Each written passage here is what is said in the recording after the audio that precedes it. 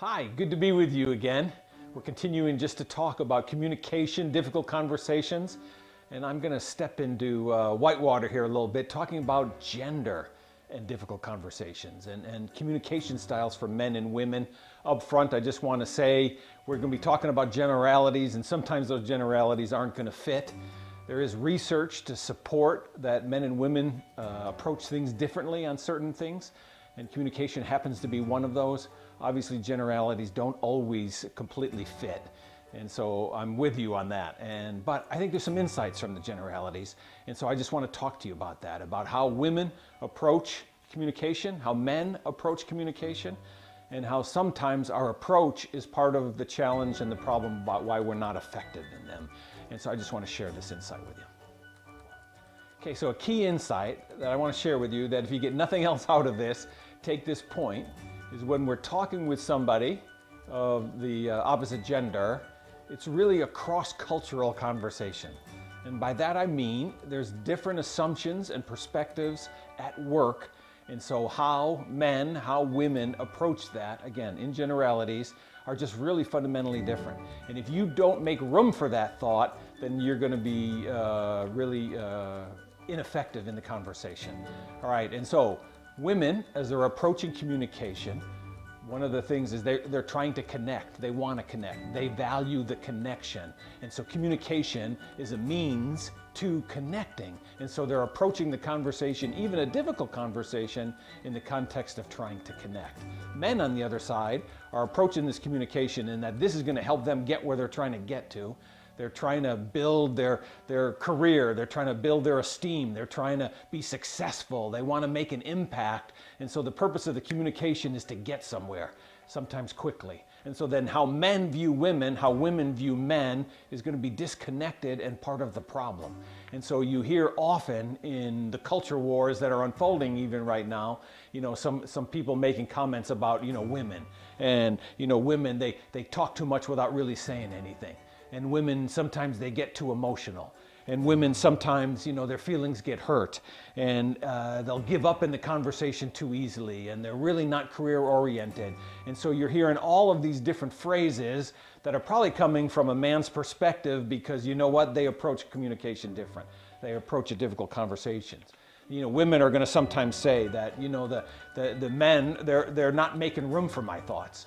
They're in such a rush to win the argument that they're not making room for how I'm approaching it. They can be cold, they can be distant, they can be so focused on the end that they're not caring about who it affects along the way. And so therefore they miss healthy process. They're abrupt, they're uncaring, they're focused on winning. And so again, those phrases on both sides really are talking about our bias. All of us need to understand that our assumptions come into play in how I look and frame even the conversation.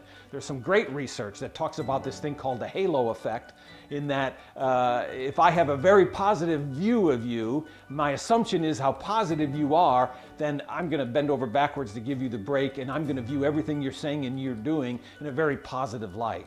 Well, that's also true in just the opposite effect, in that if I don't think highly of you, don't appreciate you much, then no matter what you do or what you say, it's not going to affect me. My assumptions have a powerful role in what I view and how I process what I view.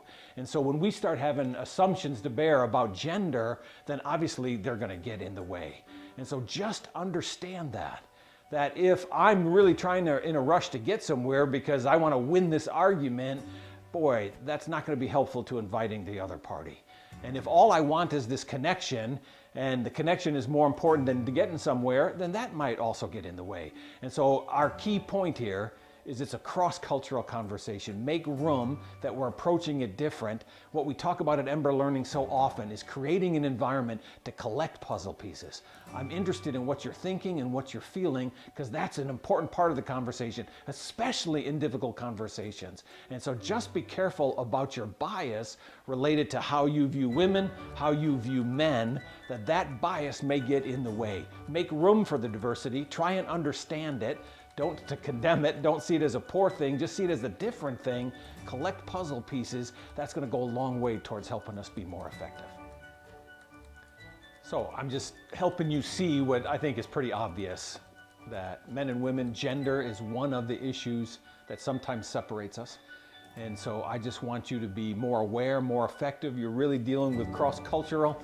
It's not easy to relate to somebody and have a difficult conversation with somebody who's wired different and sees things differently. And so that just brings me, there's just a wonderful product we have. If you'd go to our website, you'll see, you can click on product. And I just want to draw your attention to what we call our success blueprint.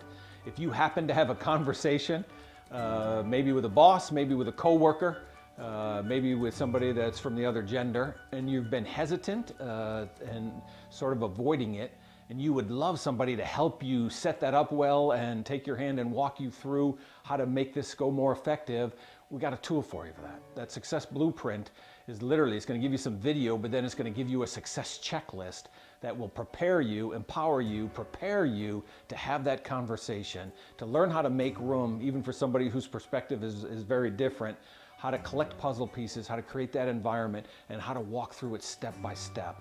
We've got some great comments about how effective the tool has been for people. I'd really encourage you to go ahead and click on that, take a peek at it. Love to hear from you. Thank you.